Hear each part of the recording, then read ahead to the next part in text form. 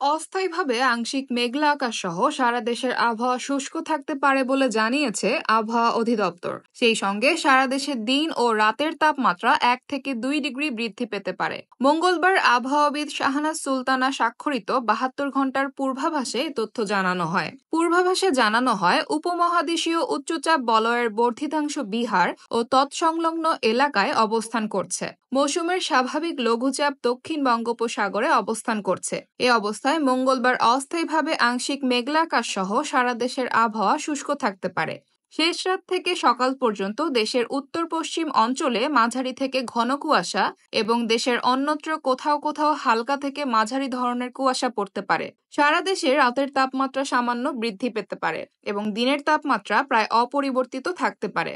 বুধবার অস্থায়ীভাবে আংশিক মেঘলা আকাশ সহ সারা দেশের আবহাওয়া শুষ্ক থাকতে পারে। শেষ রাত থেকে সকাল পর্যন্ত সারা দেশের কোথাও কোথাও হালকা থেকে মাঝারি ধরনের কুয়াশা পড়তে পারে।